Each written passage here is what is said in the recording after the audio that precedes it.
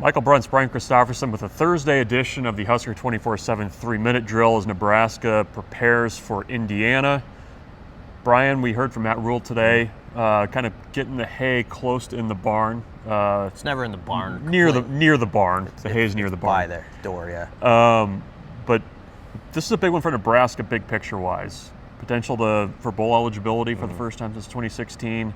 They haven't knocked off a top 25 team since 2016. Matt Rhule doesn't care about that. Yeah, I think he does. He does, yes. Deep down, I think they all are thinking about it, but they have the right approach. It's even behind us on the board. It's go 1-0 this week.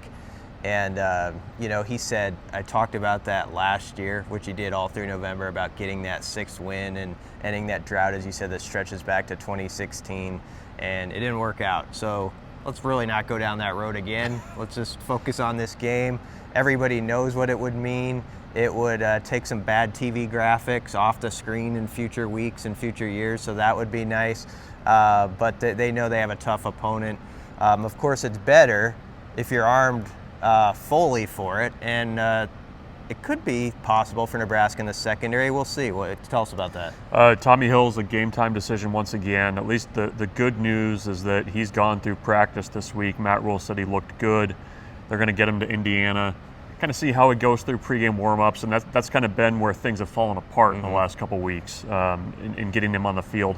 If they're able to get him on the field, that gives Nebraska some flexibility in the secondary. Do you keep Sierra Wright in the starting lineup? Do you move Marquise Buford back to safety where he's played as well? There's some mixing and matching that Nebraska can do if they have Tommy Hill on the field.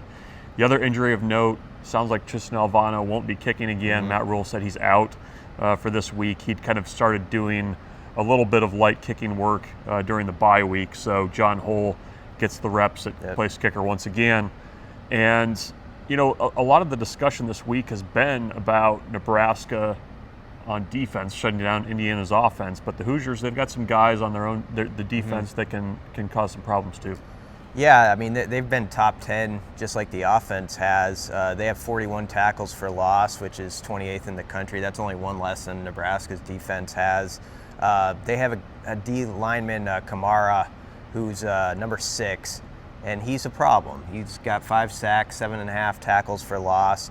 And so they do a lot of 3-man twists and will play a lot of games up front. They've got a veteran guy that Cignetti brought over, Carpenter from James Madison, where he played under Kurt Cignetti there. And so it's kind of a group that's been around and played a lot of college football that Nebraska's O-line is going to have to deal with. I think it's one of the things that's not being talked about enough, and it's going to be a huge test for the Huskers up front and a young left tackle like Gunnar Gatula in a road game like this to kind of step up to that moment. So it is a tough test, but it's also an opportunity. 48 hours left until Nebraska and Indiana tussle in Bloomington. Keep it locked on Husker247 for everything from before, during, and after Saturday's game.